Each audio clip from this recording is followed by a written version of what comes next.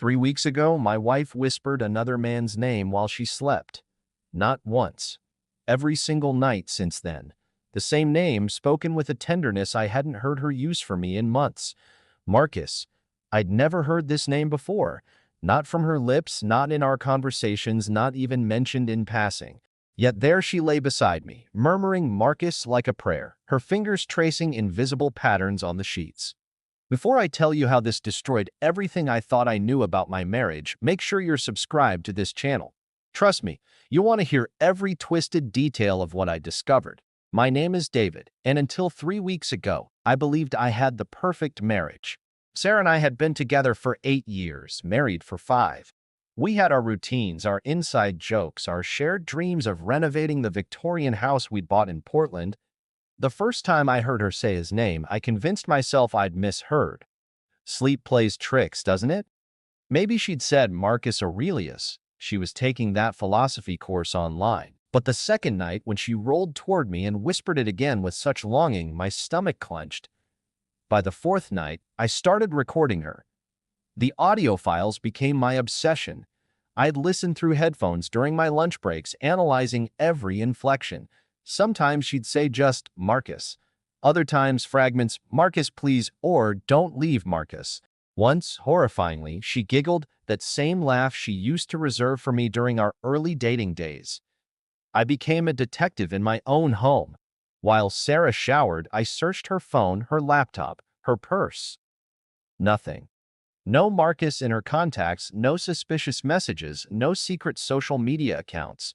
It was as if this man existed only in her subconscious, yet somehow commanded more intimacy than I did after 8 years together. The rational part of my brain suggested confrontation. Ask her directly. But something primitive held me back, the fear that speaking his name aloud would somehow make him real, would shatter whatever thin veneer of normalcy we still maintained. Meanwhile, Sarah seemed lighter, more vibrant than she'd been in months.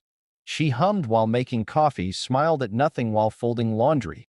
This glow that had nothing to do with me made my chest ache with a loneliness I couldn't name. 2 weeks in, I hired a private investigator. Rebecca Chen came highly recommended, a former police detective who specialized in matrimonial cases. When I played her the recordings, she didn't flinch. Dreams can be complicated, she said, but patterns this consistent usually mean something. Within days, Rebecca uncovered what I'd missed. Sarah had been taking extended lunch breaks, visiting a part of town she had no business being in. The GPS on her car, something I'd never thought to check, told a story of deception that made my hands shake as I traced her routes on the printout.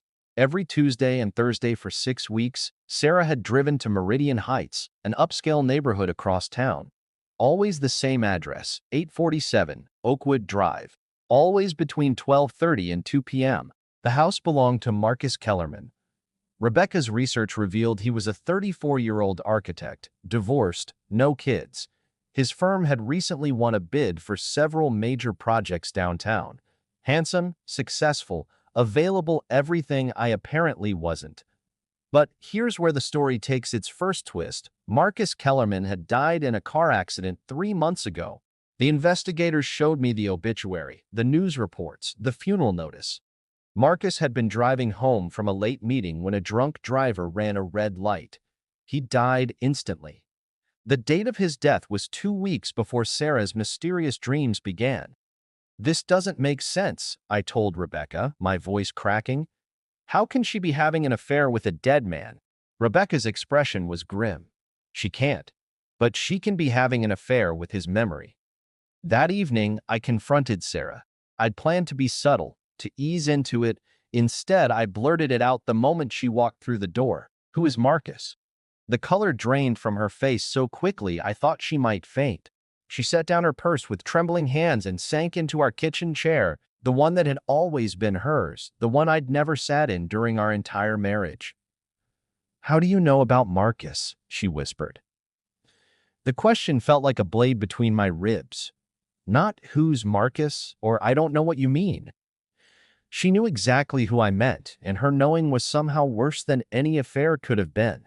You say his name every night in your sleep, I said. Every single night for 3 weeks. Sarah began to cry, not the gentle tears of remorse, but gut-wrenching sobs that seemed to tear something inside her apart. Through her tears, the story emerged. Marcus had been her client at the marketing firm where she worked. Their relationship had started professionally. She was designing promotional materials for his architecture company. But over months of meetings, something had shifted. He was brilliant, passionate about his work, and saw potential in Sarah's creative vision that even I had overlooked. It wasn't physical, she said, though her voice suggested this distinction mattered more to her than it did to me. We never crossed that line. But David, I was falling in love with him. With his mind, his ambition, the way he looked at the world. She'd been planning to leave me. Not immediately, not dramatically, but gradually. She was going to suggest we take some time apart, maybe go to counseling, let our marriage end with dignity rather than destruction. Then Marcus died. I never got to tell him how I felt, Sarah sobbed. I never got to find out if he felt the same way. I never got to choose him, or lose him properly, or grieve him like I should have. He just vanished. And I was left here, pretending nothing had changed, pretending I still wanted this life. The cruelest part? She'd been torturing herself with guilt, not just about falling for Marcus, but about staying with me afterward. You deserved better, she said. You deserved a wife who chose you, not one who was trapped by circumstance. Here's what I learned about betrayal. It's not always about what someone does to you. Sometimes it's about what they can't do, can't feel, can't choose, can't want with their whole heart. Sarah hadn't cheated on me in any traditional sense.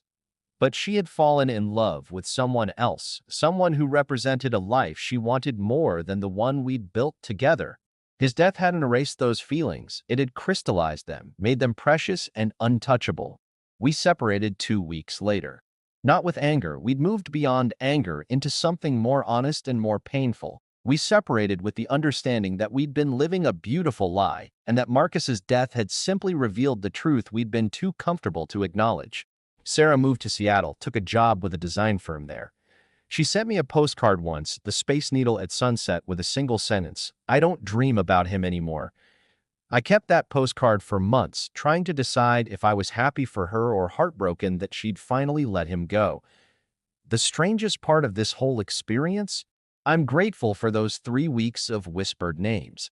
They forced me to confront something I'd been avoiding, the difference between being chosen and being settled for. I deserve to be someone's Marcus, someone worth dreaming about, worth planning a life around, worth the risk of heartbreak. And so did Sarah. Sometimes betrayal is a gift wrapped in devastation. Sometimes the kindest thing someone can do is stop pretending to love you the way you deserve to be loved. If this story resonated with you, or if you've ever found yourself questioning the difference between love and comfort, let me know in the comments below. And don't forget to subscribe, because the most powerful stories are often the ones we're afraid to tell.